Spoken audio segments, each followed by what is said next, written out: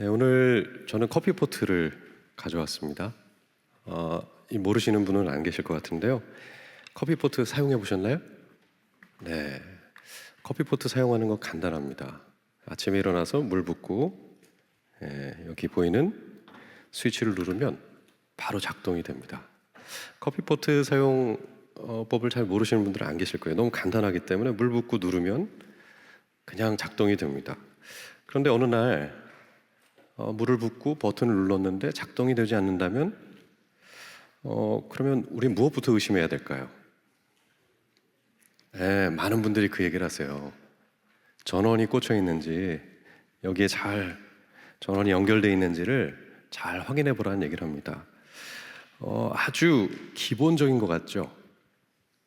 아주 작은 기본적인 일인 것 같지만 사실 겉 외형도 멀쩡하고 물이 들어가 있는데 물이 끓지 않는, 변화가 일어나지 않는다면 가장 중요한 것은 코드가 잘 꽂혀 있는지를 확인하는 것입니다.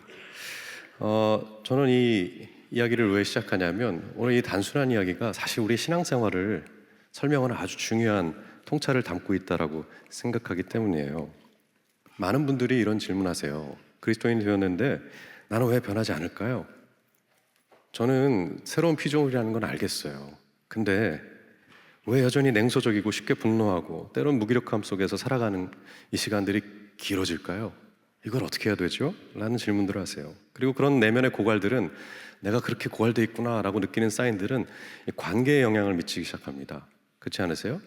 진짜 내가 너무 힘들다 라는 어떤 고갈된 사인들이 있으면 이전보다 더 쉽게 다른 사람을 판단하고 내 기준에 맞지 않는 사람들을 받아들이려는 어떤 마음의 쿠션도 없게 되죠. 사랑해야지 라는 명제는 알지만 실제로 마음은 점점 더 굳어져 가죠. 상대의 허물 앞에서 유연해지기보다는 더 날카로워질 때가 많습니다. 그럴 때 많은 분들이 또 이렇게 물어보세요.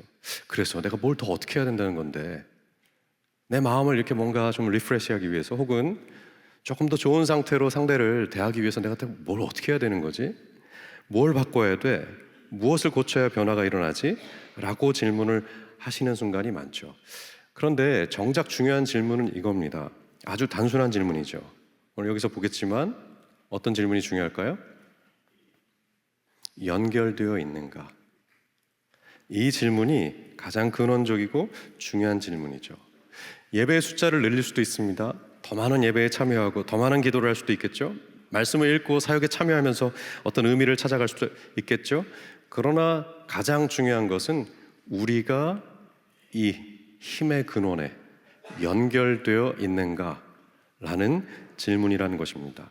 오늘 우리가 살펴볼 로마서 8장 1절에서 11절, 이제 8장에 들어왔는데요. 이 8장의 첫 이야기는 바로 그 연결됨의 이야기를 우리에게 들려주고 있습니다. 그 연결된다는 것은 단순히 우리가 우리 속에서 의지를 다잡거나 감정을 추스려야 된다는 얘기가 아니고 우리 안에 살아계시는 분과 어떻게 인격적으로 마주하고 살아가는지에 대한 이야기로서 오늘 로마서가 우리에게 말을 해주고 있습니다. 그래서 그런 관점으로 로마서 8장 1절에서 11절 말씀을 같이 볼 텐데요. 먼저 같이 한번 읽어볼까요? 1절부터 11절 같이 읽겠습니다. 시작. 그러므로 그리스도 예수 안에 있는 사람들은 정죄를 받지 않습니다. 그것은 그리스도 예수 안에서 생명을 누리게 하는 성령의 법이 당신을 죄와 죽음의 법에서 해방하여 주었기 때문입니다. 육신으로 말미암아 율법이 미약해져서 해낼 수 없었던 그 일을 하나님께서 해결하셨습니다. 곧 하나님께서 자기의 아들을 죄된 육신을 지닌 모습으로 보내셔서 죄를 없애시려고 그 육신에다 죄의 선고를 내리셨습니다. 그것은 육신을 따라 살지 않고 성령을 따라 사는 우리가 율법이 요구하는 바를 이루게 하시려는 것입니다. 육신을 따라 사는 사람은 육신에 속한 것을 생각하나 성령을 따라 사는 사람은 성령에 속한 것을 생각합니다. 육신에 속한 생각은 죽음입니다. 그러나 성령에 속한 생각은 생명과 평화입니다. 육신에 속한 생각은 하나님께 품는 적대감입니다. 그것은 하나님의 법을 따르지 않으며 또 복종할 수도 없습니다. 육신의 매인 사람은 하나님을 기쁘시게 해드릴 수 없습니다. 그러나 하나님의 영이 여러분 안에 살아계시면 여러분은 육신 안에 있지 않고 성령 안에 있습니다. 누구든지 그리스도의 영이 없으면 그리스도의 사람이 아닙니다. 또한 그리스도께서 여러분 안에 살아계시면 여러분의 몸은 죄 때문에 죽은 것이지만 영은 의 때문에 생명을 얻습니다. 예수를 죽은 사람들 가운데서 살리신 분의 영이 여러분 안에 살아계시면 그리스도를 죽은 사람들 가운데 살리신 분께서 여러분 안에 계신 자기의 영으로 여러분의 죽을 몸도 살리실 것입니다. 네, 로마서 쉽지 않습니다. 특별히 아는 듯하지만 너무 익숙한 단어들, 육신, 영, 생명, 구원, 자유 뭐 이런 표현들이 나오는데 내가 아는 표현이 아닌 것 같아서 잘 읽히지가 않죠. 논리도 쉽지 않습니다. 그래서 오늘 8장을 읽어 나가면서도 이게 만만치 않다는 생각을 하실 거예요. 최대한 쉽게 한번 접근 가능하게 설명을 해보겠습니다. 바울이 오늘 본문 시작하면서 이렇게 시작을 했어요. 그리스도 안에 있는 사람들은 정죄를 받지 않는다. 그리스도 안에 거하기 시작하면서 우리의 삶이 차이를 내기 시작하는데 어떤 부분에서의 차이를 갖게 될까요? 소위 말해서 믿고 난 후 어떤 차이가 나는 거죠? 바울은 여기서 이렇게 단언하는 거죠. 정죄가 없다. 이 말이 무슨 말일까요? 이건 법률적인 용어입니다. 소위 이렇게 번역할 수 있는데 그리스도 안에 있으면 더 이상 유죄 판결을 받지 않고 처벌을 받지 않아도 됩니다. 그러니까 쉽게 의역하면 이렇게 얘기할 수 있어요. 무슨 잘못을 저질러도 더 이상 구속 수감되지 않습니다. 자유롭게 돌아다녀도 괜찮습니다. 이렇게 얘기하는 바와 같습니다. 이걸 어떻게 생각해야 될까요? 사실 8장 1절을 시작하면서 이 표현은 굉장히 사실은 주목해야 될 표현이 될 수밖에 없죠. 왜냐하면 7장에 무슨 얘기를 했었습니까? 7장 내내 무슨 얘기 했었죠? 나는 원하는 선을 행하지 않고 도리어 원치 않는 악을 행한다. 이거 어떻게 하면 좋냐? 그 얘기를 했었어요. 여전히 우리 안에 내적인 분열, 갈등, 여러 실패 속에서 살아간다는 얘기를 했었죠. 흔들리며 살아가고 후회할 만한 선택을 하며 살아간다는 얘기를 했었어요. 그렇기 때문에 우리의 그런 모습이 서로 못마땅해서 날카롭게 서로 반응하기도 하고 자신에게 실망한 채 살아가는 삶을 살아갈 수밖에 없다. 나는 비참한 사람이다. 이 얘기를 했었거든요. 근데 바로 거기에 뒤이어서 이 얘기를 하는 겁니다. 그런데 말이야, 그래도 그냥 자유롭게 돌아다니게 해도 괜찮아. 그런 사람들 풀어줘도 괜찮아. 편하게 다니라 그래. 이렇게 얘기하는 것 같아요. 어떠세요? 여전히 누군가에게 상처 주고 문제를 일으키고 자기 스스로가 어찌할지 몰라서 감당 못하는 사람을 그냥 아무런 처벌 없이 풀어놓아서 자유롭게 돌아다니게 해도 괜찮을까요? 더 많은 사고 치지 않을까요? 네, 우리의 생각은 자연스럽게 그렇게 거기가 있죠. 통제해야 한다. 이 사람을 가둬둬야 된다. 형벌을 받게 해야 된다. 그래야 정신을 차린다 라고 생각하는데 사도 바울은 그렇게 얘기하지 않는 거예요. 놔줘도 괜찮다. 범법행위를 하고 있는 그들을 놔줘도 괜찮아. 이게 도대체 이해가 안 가죠. 왜 그렇게 얘기할까요? 뒷구절을 보시죠. 2절을 보시면 이렇게 되어 있습니다. 2절 같이 읽어볼까요? 시작. 그것은 그리스도 예수 안에 생명을 누리게 하는 성령의 법이 당신을 죄와 죽음의 법에서 해방하여 주었기 때문입니다. 무슨 말인지 이해가 가세요? 이걸 조금 더 쉽게 번역을 해야겠죠. 여기서 법이란 단어가 강조되죠. 죄와 죽음의 법과 대조되는 게 생명과 성령의 법입니다. 같은 표현이에요. 노모스란 표현인데 이것은 쉽게 번역하면 우리의 삶을 해석하게 하는 틀거리라고 이야기할 수 있습니다. 일종의 감옥같이 경계를 갖고 있어서 그 안에 탁 가둬두어서 그 이상을 생각하지 못하게 하는 틀거리라고 이해하시면 돼요. 그러니까 그렇게 이해하고 번역하면 이전에 우리는 죄와 사망의 틀거리 안에서, 다시 말해서 비교하고 경쟁하고 자기를 증명해야 하는 옛 질서 안에서 한치도 벗어날 수 없는 삶을 살아왔다. 그러나 이제 예수 안에서 새로운 틀거리, 사랑과 신뢰가 가능한 삶을 살게 되었다. 그러므로 풀어놓아 다니게 해도 괜찮다. 쉽게 말해서 존재가 바뀌었다. 이전에 우리는 죄의 틀거리 안에서 살았지만 이제 더 이상 거기에 살지 않도록 변화되었기 때문에 놓아주어도 괜찮다 하는 거죠. 이 부분을 이해하기 위해서 제가 한 분의 이야기를 들려드리고 싶은데요. 제가 좋아하는 파커 팔머라는 분이에요. 이분이 자신의 책 온전한 삶으로 여행에서 이런 얘기를 했었어요.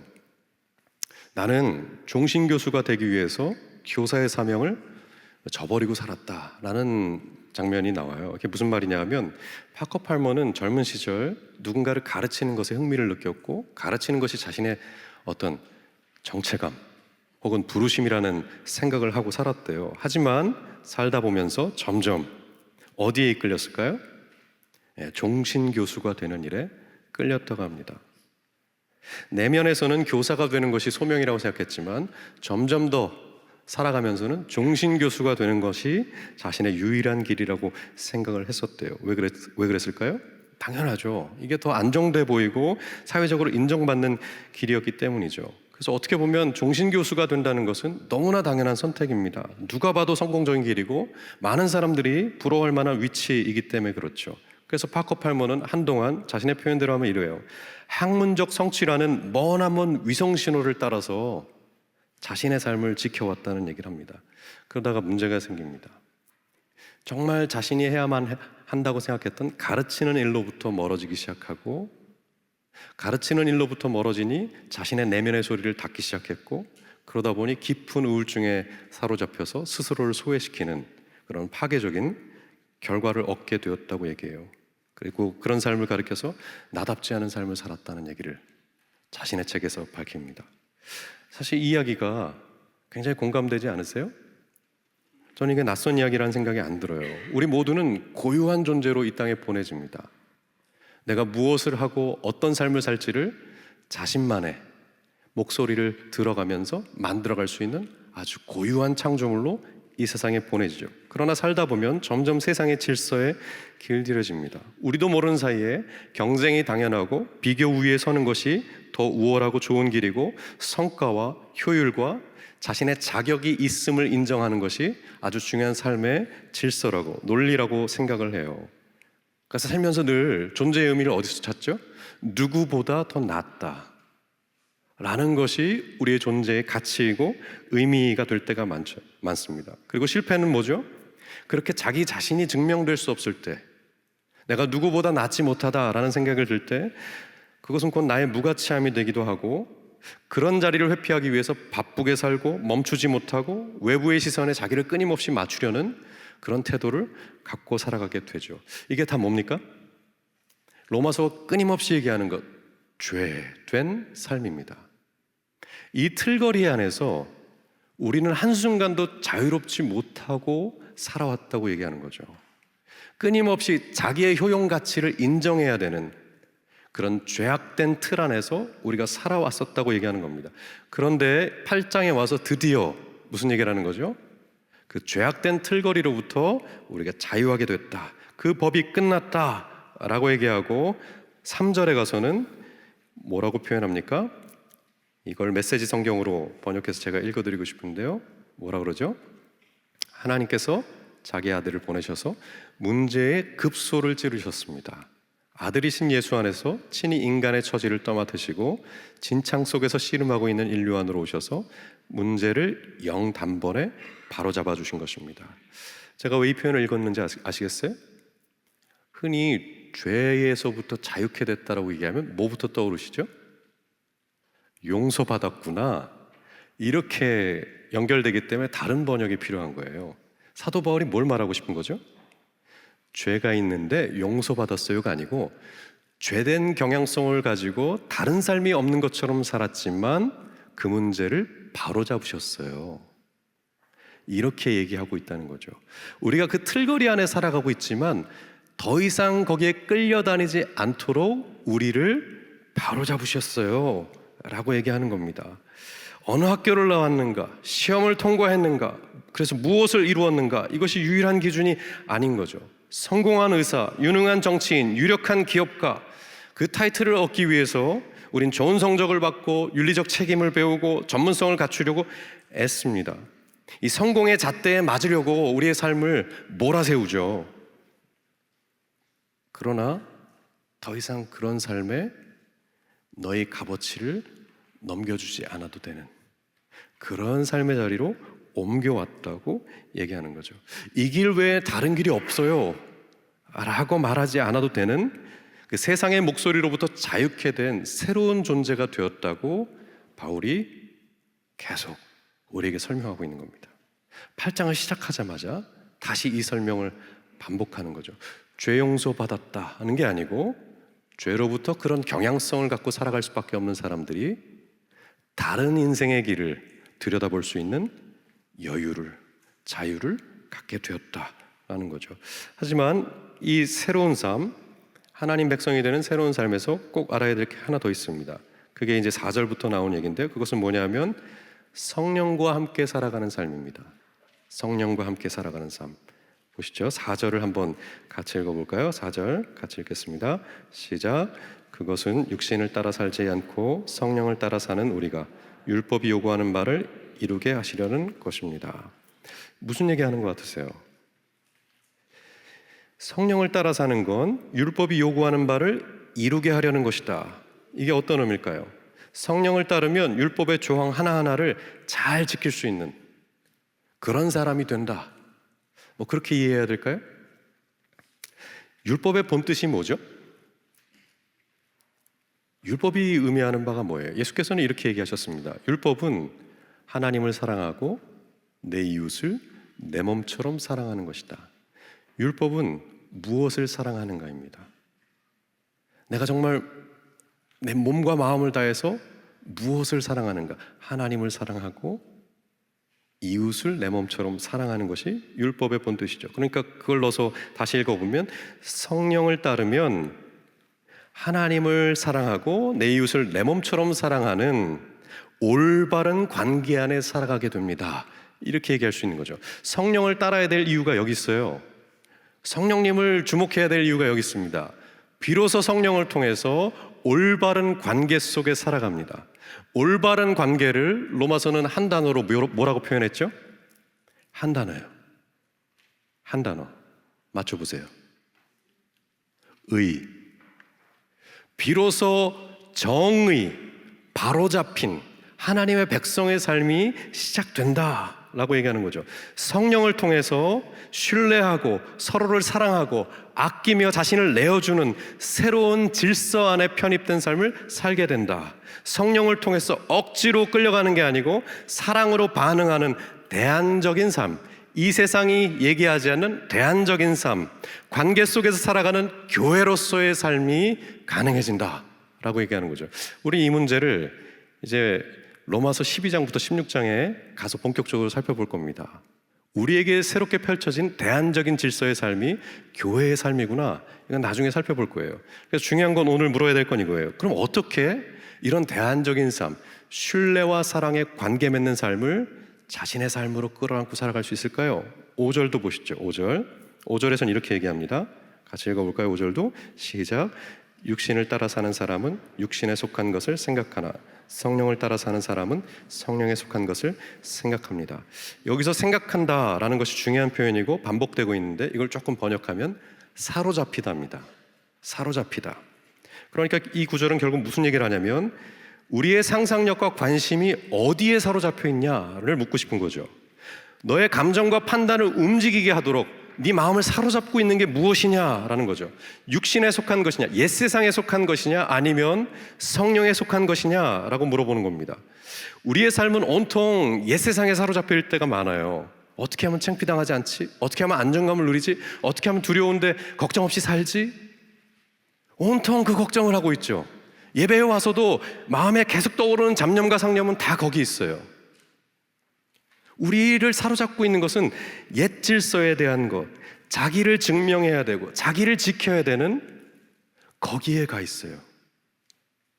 근데 성령은 바로 거기로부터 행동을 수정하라고 하지 않고 마음 깊숙한 곳에서 네가 무엇을 사랑하고 있는지, 어디에 애착을 두고 있는지를 잘 봐야 한다. 거기서부터 변화가 시작된다 라고 얘기하고 더 나아가서 성령의 생각에 사로잡혀야 된다는 얘기를 하죠.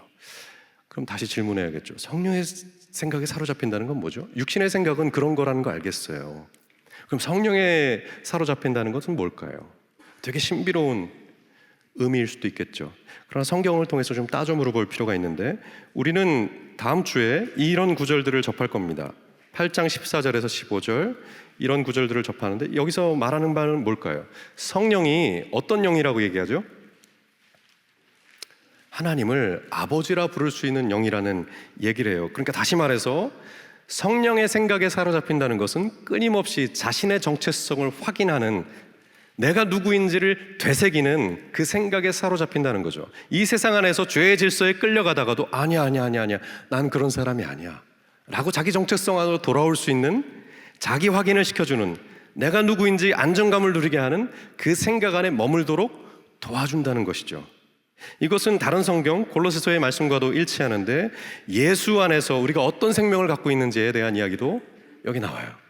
끊임없이 성령은 우리가 누구인지, 예수 안에서 어떤 존재가 되었는지를 상기시키고 기억나게 하고 거기 머물게 하도록 우리를 도우신다라는 얘기를 하는 거죠. 그러나 그것은 안정감까지입니다. 더 나아가게 하진 못해요. 나아가려면 조금 더 이해가 필요한데, 그것은 뭘까요? 예수님이 이 성령에 대해서 뭐라고 얘기하셨는지를 떠올려 보시면 돼요. 이게 굉장히 중요한 부분인데요. 요한복음 14장 보실까요? 우리가 풍삼기를 하던 아니면 언약가족 디딤돌을 하던 이 구절은 굉장히 중요한 구절로 등장해요. 그 이유가 뭘까요? 성령이 우리를 어떤 생각에 사로잡게 하시는지, 성령이 우리를 어떻게 도우시는지를 살펴볼 수 있는 중요한 구절이기 때문에 그렇습니다. 한번 중요하기 때문에 읽어볼까요? 먼저 14장 26절을 같이 읽어보겠습니다. 같이 읽겠습니다. 시작. 그러나 보혜사 곧 아버지께서 내 이름으로 보내실 성령께서 너희에게 모든 것을 가르쳐 주실 것이며 또 내가 너희에게 말한 모든 것을 생각나게 하실 것이다. 네, 요한복음 15장도 읽어볼까요? 시작. 내가 아버지께로부터 너희에게 보낼 보혜사 곧 아버지께로 오시는 진리의 영이 오시면 그 영이 나를 위하여 증언하실 것이다. 성령이 무슨 역할을 하시는 것 같으세요? 이 구절을 보니까 물론 이렇게 생각할 수 있죠. 14장 26절 보니까 배운 걸 생각나게 하시겠구나. 예수의 가르침이 무엇이었는지 그것을 곱씹어서 이것이 이런 내용이었어 라고 떠올리게 하시는 일이겠구나 라는 생각을 해요. 맞습니다. 그 중요한 것이고요. 그러나 15장 26절을 보니까 그 영이 나를 증언할 것이다 라는 얘기까지 나아가고 있다는 것을 볼 수 있어요. 그러니까 예수가 누구신지, 어떤 삶을 살았는지를 되새기며 그것을 우리의 삶으로 다시 불러오는 역할을 하시는 분이 성령이라고 얘기하죠. 이 부분을 여러분 아시는지 모르겠지만 유명한 신학자가 있어요. 제임스 패커라는 분이 어떻게 설명했냐면 이 부분을 이렇게 설명했어요. 성령은 중매자다. 그 역할은 예수 그리스도를 우리 곁에 계신 분처럼 생생히 만나게 하는 것이다. 어느 표현이 중요한 것 같으세요? 생생히 만나게 하는 것이다. 이 표현이 중요하죠. 그러니까 예수의 성육신을 떠올려 보셔야 됩니다. 예수의 성육신이 중요한 이유가 있다면 뭘까요? 율법이 끊임없이 얘기했어요. 하나님을 사랑하고 내 이웃을 내 몸처럼 사랑해라. 그런 율법을 가지고도 사람은, 바리새인들은, 유대인들은 그것을 지킬 수가 없었습니다. 율법을 가지고 사람들을 문제 삼고 사람들을 정죄했었죠. 넌 더 나서면 안 돼. 넌 우리 공동체에 들어오면 안 돼. 이런 가드 역할을 했었어요. 그러나 예수가 오셔서 바뀝니다. 특별히 안식일날 병든 사람을 고치면서 이런 얘기를 하세요. 너희 정말 율법의 본뜻을 모르는구나. 율법은 이것을 지켜야 해. 이걸 못 지켰어. 왜 못했어? 라고 다그치는 데 있지 않고 율법은 하나님의 성품, 그분의 자비하심을 드러내는 데 중요한 목표가 있다 라고 말씀하시면서 병든 자를 고치셨던 적이 있어요. 그 사건을 통해서 예수의 성육신이 우리에게 무엇을 얘기하는지가 분명해집니다. 그것은 무엇이었을까요? 하나님은 법조문을 가르치러 온 게 아니고 우리를 예수처럼 그분의 인격과 성품을 담아낸 사람으로 바꾸고 싶어 하시는구나. 바로 이 부분이 성육신의 중요한 메시지였어요. 바로 이 부분에서 성령께서 하시는 역할이 있다고 얘기하는 거죠. 그럼 어떻게 역할을 하신다는 거죠? 단지 예수를 가르침으로만 떠올리는 게 아니고 그때 거기서 살아 숨쉬는 율법으로서, 살아 숨쉬는 하나님의 성품으로서 그분의 사랑과 자비와 정의와 은혜가 그분의 존재에 담긴 채 우리에게 소개되었듯이 지금 현대를 살아가는 우리에게도 마찬가지로 그분을 인격적으로 존재로서 경험하게 한다는데 성령의 역할이 있다고 얘기하는 거죠. 성령의 역할은 성육신한 예수를 우리의 삶 속에 다시 살아계신 인격으로 경험하게 하는데 중요한 역할이 있다고 얘기하는 거예요. 늘 갈등하고 번민하고 씨름하면서 이래야 될까 저래야 될까 하는 순간 속에 성령은, 잘 들으세요, 예수님의 눈빛, 예수님의 손길, 예수님의 말씀, 예수님의 마음이 우리에게 전해지도록 하신다는 겁니다. 요지는 이거예요. 살아있는 인격으로 눈을 감았는데 성령이 그분의 눈빛을 떠올리게 한다는 거죠. 눈빛을 읽어보신 적 있으세요? 말보다 강력해요. 내가 뭔가를 선택하려 할 때 나를 이렇게 보시겠구나. 내가 힘든데 말없이 나를 이렇게 안아주시는구나. 그리고 공감하다는 고개를 끄덕이시는구나. 이렇게 우리 안에 인격으로 재현되고 다시 만나도록 하시는 게 성령의 역할이라고 얘기하는 거죠. 굉장히 중요해요. 성령은 예수를 기억의 대상으로 과거에 일어났던 어떤 한 존재로서 그냥 생각하게 하는 게 아니고 우리의 삶의 동행자로 들어오게 하는 역할을 한다는 거죠. 그리고 그것을 통해서 율법을 지켜야 된다, 선하게 살아야 된다, 관계 맺어야 된다 라는 의무감에 붙잡히는 게 아니고 그 인격에 감화되고 마음이 움직이고 매료된 상태로 자발적으로 그런 삶을 선택하도록 이끄는 역할을 성령께서 하고 계시다는 겁니다. 그러니까 성령은 어떤 역할을 하신다는 거죠? 우리 안에서 예수를 인격적으로 새롭게 경험하도록 만드는 역할을 하신다는 거예요. 그래서 사도 바울은 뒤이어서 이런 얘기를 할 수밖에 없는 겁니다. 10절부터 11절 보실까요? 10절부터 11절 같이 읽겠습니다. 시작. 또한 그리스도께서 여러분 안에 살아계시면 여러분의 몸은 죄 때문에 죽은 것이지만 영은 의 때문에 생명을 얻습니다. 예수를 죽은 사람들 가운데 살리신 분의 영이 여러분 안에 살아계시면 그리스도를 죽은 사람들 가운데 살리신 분께서 여러분 안에 계신 자기의 영으로 여러분의 죽을 몸도 살리실 것입니다. 중요한 차이가 나죠. 예수를 믿고 난 다음에 아주 중요한 차이가 생깁니다. 그것은 무엇입니까? 그리스도의 영이 우리 가운데 계시다는 것이죠. 그거 아는데요? 이해했던 건데 아니에요.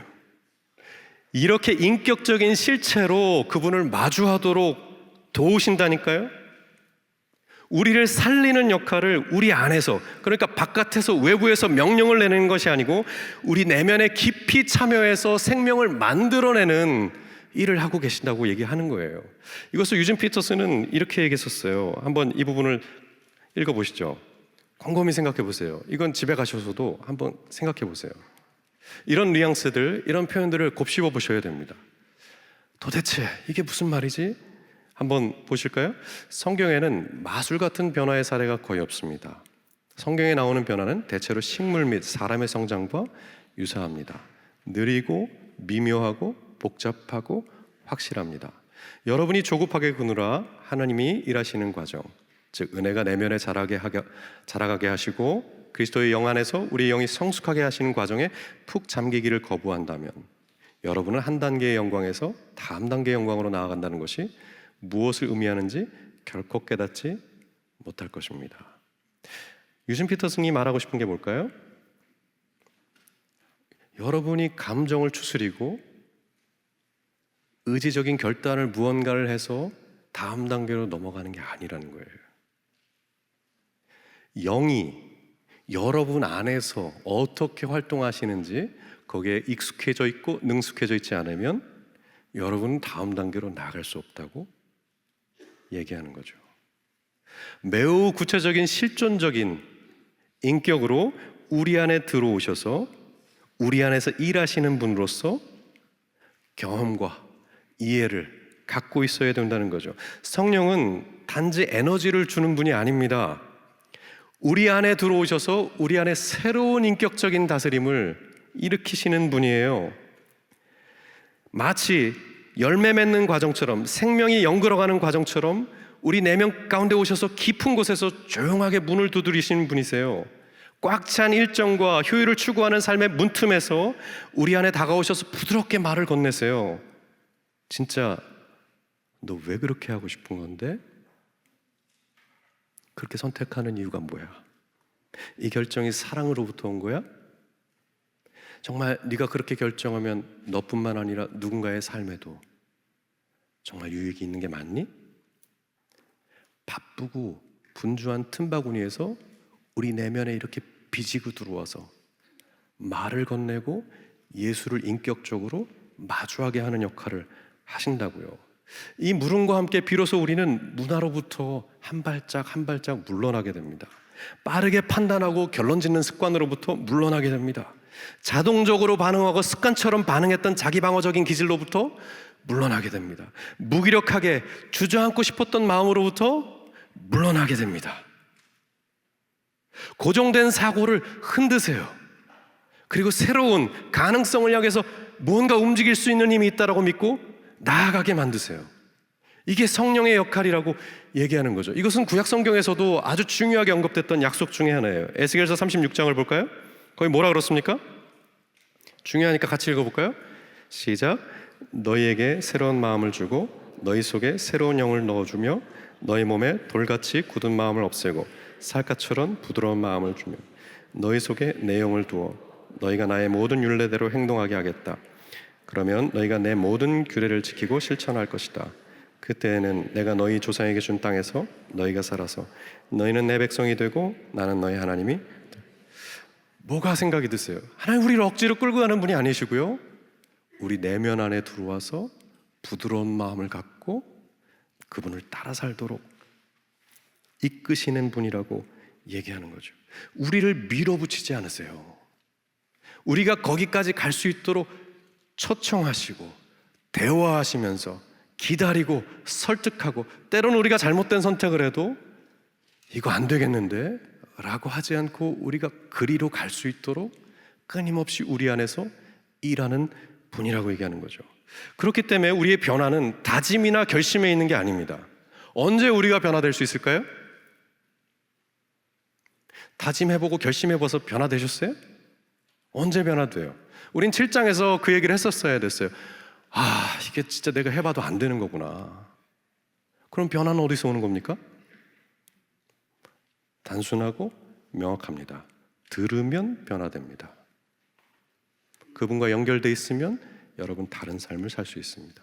성경은 아주 간명하게 얘기합니다. 내 안에 성령이 계신다. 들으면 산다.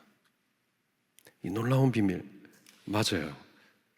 성경이 하고 싶은 얘기가 이겁니다. 우리가 하나님의 형상이 되어서 그분의 백성으로 살고 싶은데 그럼 뭐가 달라지는 거냐? 옛 질서, 자기 증명해야 되는 삶으로부터 벗어나서 하나님과 함께 살아간다는 것, 이게 너무 분명하기도 하고 알만한 이야기인데 그래도 참 무슨 얘기하는지 잘 모르겠는데요? 맞아요. 그러나 중요한 것은 끊임없이 성경이 얘기하고 싶은 부분이 거기에 있다는 거예요. 하나님의 백성이 됐다는 건 그분과 같이 함께 걷는 삶을 살아간다는 거예요. 그게 다야. 그게 다라고요? 한번 볼까요? 사도행전 16장을 보시죠. 우리가 잘 아는 익숙한 말씀이에요.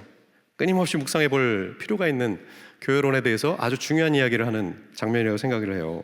사도행전 16장 6절에 7절에 보면 아주 특이한 장면이 있었죠. 아시아에서 말씀을 전하는 것을 성령이 막으심으로 그들은 부르기아와 갈라디아 지방을 거쳐서 무시아 가까이 이르러서 비도니아로 들어가려고 하였으나 예수의 영이 그것을 허락하지 않으셨다. 이 짧은 두 구절 안에 무엇이 중요하게 언급되죠? 성령이 막았다. 예수의 영이 허락하지 않았다. 사도 바울 일행은 좋은 포부를 갖고 있습니다. 하나님을 위해서 좋은 목표를 갖고 있어요. 복음을 전해야겠다. 교회를 세워야겠다. 선교를 해야겠다. 이 목표를 갖고 철저히 준비해왔고 치밀한 계획을 세워왔어요. 하지만 뜻밖의 누구에 의해서 좌절됩니까? 이게 아이러니예요. 성령이 막으신대요. 아니 그 좋은 뜻을 갖고 있는데, 거기에 대해서 좋은 계획을 갖고 있는데 아니 라고 딱 막으신다는 거죠. 이걸 어떻게 이해해야 될까요? 결국 이 대목 때문에 이들은 거기서 주저앉습니다. 막혔구나, 안 되는구나 라는 좌절을 겪어요. 만약 여러분의 상황이라면 여러분 어떻게 하셨을까 한번 생각해 보세요. 여러분의 계획이 틀어졌을 때, 정말 좋은 계획을 갖고 있고 뭔가를 할 수 있다고 생각해서, 심지어 그것을 주를 위해서 한다고 생각하고 뭔가를 했는데 길이 탁 막히는 거예요. 될 게 안 되는 거죠. 그럴 때 어떻게 하셨어요?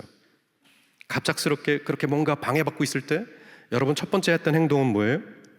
목표를 향해서 바쁘게 달려가던 중에 멈춰야 된다라고 얘기했을 때 여러분의 첫 번째 반응은 뭐예요? 이들의 첫 번째 반응은 뭐였을까요? 그들은 급히 결론 내리지 않습니다. 그들은 그 자리에 머물러요. 함께 기다리고 함께 분별하고 함께 하나님이 무슨 말씀하시는지를 기울여요. 그리고 그 다음 자신의 계획이 아닌 성령의 인도함을 받아서 여정이 바뀌는 이야기를 우리에게 들려줘요. 이 여정이 중요한 이유가 있다면 뭘까요? 이건 단순히 진로 변경에 대한 이야기가 아닙니다. 단순히 네가 이 길을 가다가 저 길로 가게 될 거야, 그 얘기하고 싶은 게 아니에요. 무슨 얘기죠? 이건 놀랍게도 이 여정은 철저한 계산이나 성공의 결과가 아니고 계획의 실패, 예상 밖의 만남, 틀어진 길 속에서 근본적인 질문을 하고 있다고 얘기하는 거죠. 어떤 질문이요? 이 여정의 주체는 누구니? 너니? 나니? 이 근본적인 질문, 누가 내 삶의 주도권을 쥐고 있는가? 무엇이 나를 움직이게 하는 힘인가? 이 질문 앞에 세운다는 거예요. 이 질문이 중요한 이유는 뭘까요? 대개 현대인들은 무엇이 자신을 움직이는 동력이죠? 자신의 계획이죠. 자신의 목표죠. 자신의 자원이죠. 가진 것만큼 갈 수 있다고 생각해요. 대부분의 사람들이 학력, 경력, 재산, 이와 같은 예측 가능한 길로 자신의 인생을 설계하죠.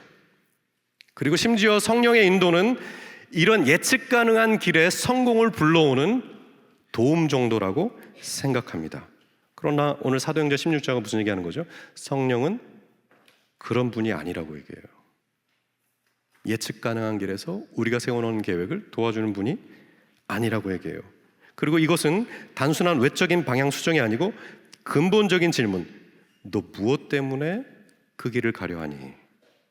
너의 삶의 주도권을 누가 쥐고 있니? 무엇이 너를 움직이게 하니? 라는 질문과 함께 우리 존재 중심에 무엇을 따르고 있는지에 대한 근본적인 질문이 제기되는 사건이라는 거죠. 그래서 이 질문과 함께 우리 안에 뭔가가 떠오릅니다. 우리의 동기, 우리의 불안, 우리의 인정욕구, 우리의 비교심, 우리의 경쟁심, 우리의 효율성, 이런 것들이 마구 떠올라요.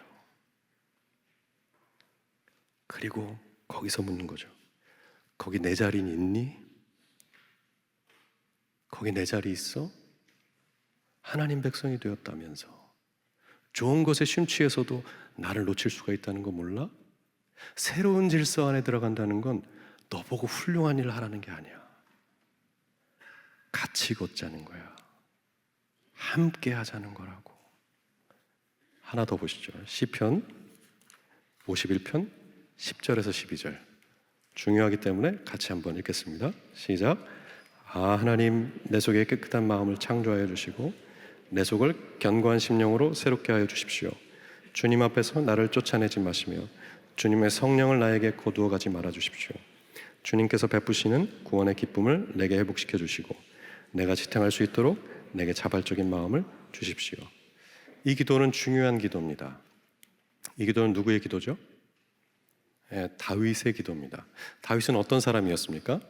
이스라엘에서 굉장히 존경받는 그런 왕이었죠. 근데 다윗이 왜 이런 기도를 해야 됐을까요? 굉장히 시사하는 바가 커요.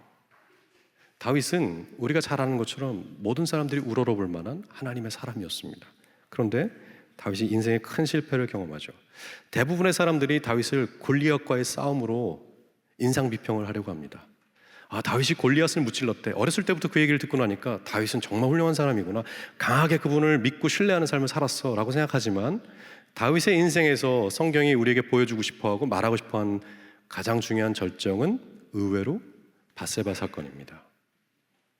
우리아의 아내를 강제로 자신의 소유로 삼고자 했던 그 사건이에요. 다윗은 왕이 된 다음 자기 권력에 도취됐습니다. 자의식에 취했어요. 그리고 우리아의 아내를 데려오는 이 일을 통해서 율법의 모든 조항을 다 깹니다. 모세로부터 받아왔던 10계명의 모든 것들을 다 어깁니다. 그러면서도 어떤 하나의 죄책감이 없어요. 왜요?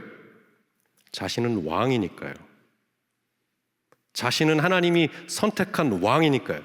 이 자의식이 그를 무법하게 만들었습니다. 이게 무슨 얘기인지 아시겠어요? 내가 내 삶의 주인 된 삶이 어떤 결과를 낳는지 다윗이 비로소 알게 된 자리라는 겁니다. 내가 왕이고 내가 선택받은 백성이라서 나는 이렇게 해도 괜찮다 라는 자아식을 갖고 있었던 그 사람이 무너지는 거죠. 그리고 뭐라고 얘기합니까? 11절, 주님의 성령을 나에게 거두지 말아주십시오. 이 기도가 중요한 이유가 뭘까요? 제 명예가 실추됐습니다. 제가 실수했습니다. 저를 어떻게 좀 이게 창피한데 저를 좀 가려주세요. 저를 좀 바꿔주세요. 저를 좀 어떻게 좀 해주세요. 이거 보상해야 될까요? 그런 기도가 아니죠. 가장 우선적인 기도로 성령을 초청하는 이유가 있다면 뭘까요? 안 거예요. 자신이 주도하던 인생이 어떤 결과를 낳는지 알았어요. 그리고 물러서기 시작하는 거예요. 내가 왕이지만 제 주권을, 통치권을 내려놓습니다. 저와 함께 해주십시오. 당신의 도우심 없이는, 당신의 이끌어 주심 없이는 제가 살아갈 수 없는 사람입니다. 다윗에게 있어서는 이것이 존재로서 새롭게 도약하는 시점인 거죠. 그 전까지 몰랐을까요? 알았을 거예요. 광야에서 겪었을 거예요. 하지만 자기가 주도하는 자리에서 모든 것을 할 수 있는 권한과 권리를 갖는 위치에서야 비로소 내가 누구로 살고 있는지가 드러난 거죠. 성경은 이런 다윗의 삶을 가리켜서 이렇게 평가합니다. 마태복음 1장 6절에서 보면 우리가 잘 아는 예수님의 족보예요. 거기에 뭐라 그럽니까? 다윗은 우리아의 아내에게서 솔로몬을 낳고. 흔히 이렇게 생각하세요. 성령을 따르면 그러면 제가 원하는 결과는 못 얻잖아요. 성령을 따라가면 정말 우리가 존재로서 우리 안에서 변혁을 일어나는 건 맞는데 정말 우리가 무슨 일을 할 수 있는 거죠? 질문이 틀렸어요.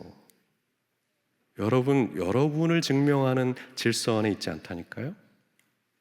여러분은 새로운 세계 안에 들어왔습니다. 하나님과의 관계 속에 살아가는 삶, 거기서 인도함을 받고 흔들리며 선택하는 그런 삶 자체가 하나님 나라의 삶인 새로운 자리로 옮겨왔어요. 그렇기 때문에 마태는 그 얘기를 하는 거죠. 다윗의 실패를 봐라.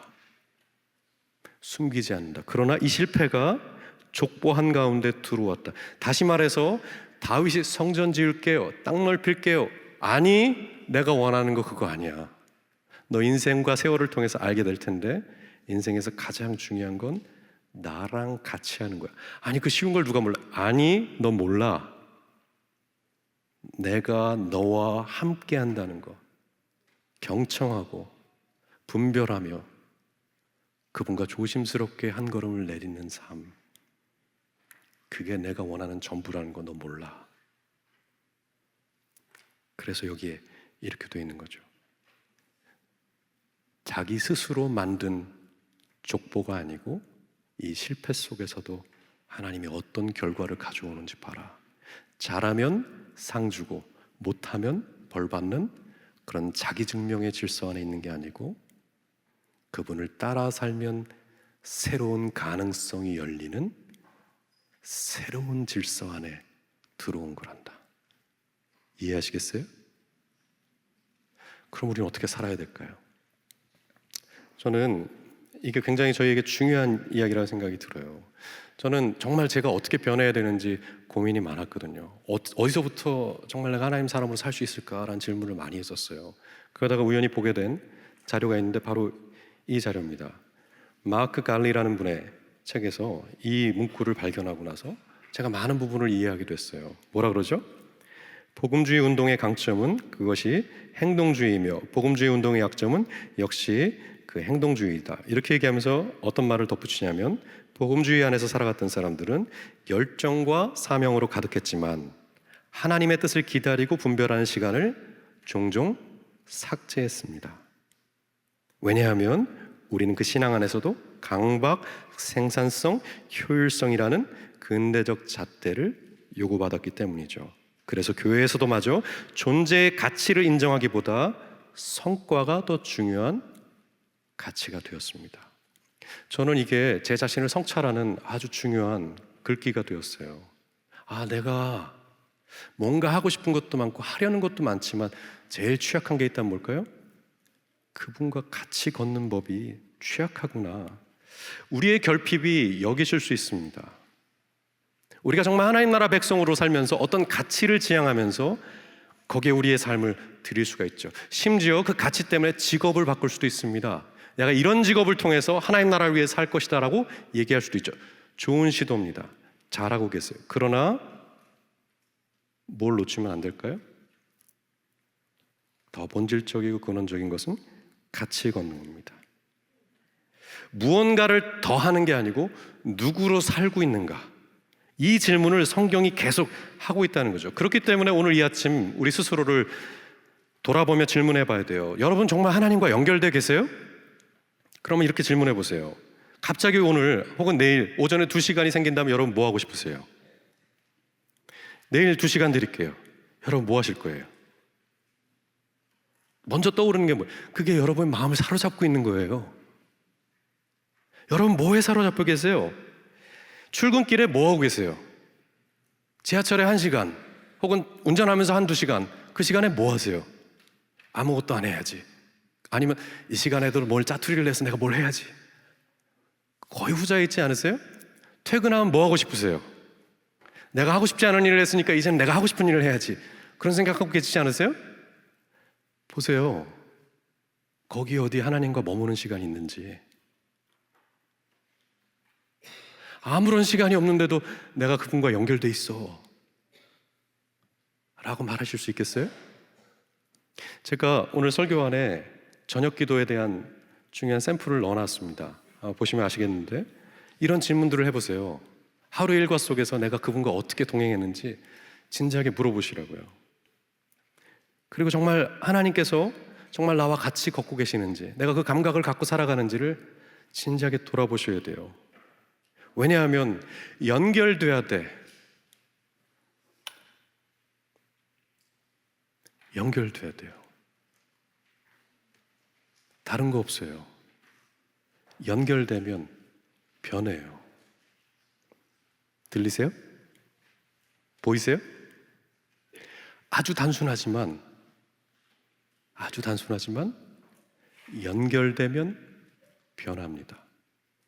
그렇기 때문에 정말 내가 그분과 관계 맺고 살아가는지, 내 내면 안에서 일어나는 그 일에 익숙하게 반응할 수 있는 사람인지를 돌아보셔야 돼요. 왜냐하면 그것이 우리에게 요구되는 새로운 질서의 삶, 하나님 나라의 삶이기 때문에 그렇습니다. 믿으십니까 여러분? 아멘. 우리 1분간 침묵하겠습니다.